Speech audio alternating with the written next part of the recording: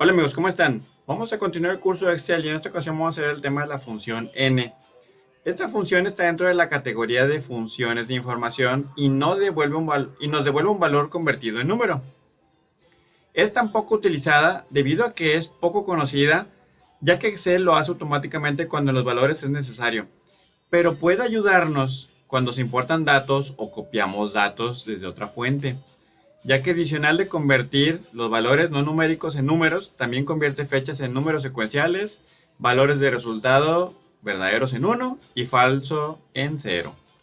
Vamos a ver los siguientes ejemplos para que quede mucho más claro. Vamos a poner aquí, se fijan, el dato dice valor texto, que son números, pero realmente este texto está en texto, no es número, ¿de acuerdo?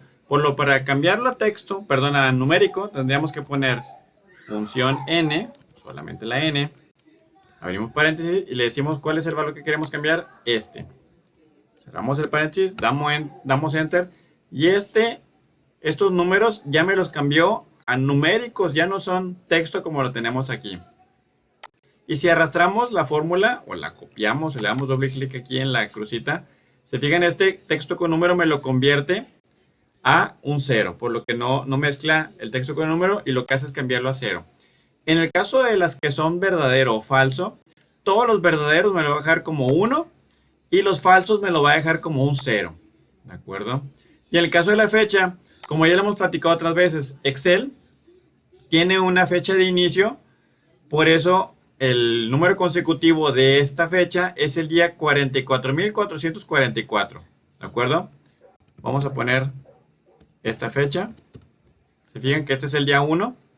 ¿De acuerdo? Aquí es donde empieza a contabilizar Excel. Y a partir de esa fecha, al día, en este caso 5 de septiembre del 2021, van 44.444 días. ¿De acuerdo? Así es como lo serializa lo que es Excel para convertirlo a lo que es numérico. Por lo que todos estos los convierte de texto a número. Para eso nos funciona, o más bien, para eso nos sirve la función Excel dentro de esta poderosa herramienta de hoja de cálculo. ¿De acuerdo? Espero que haya quedado claro. Como quiera, ustedes saben que cualquier duda que tengan, con gusto lo atendemos aquí.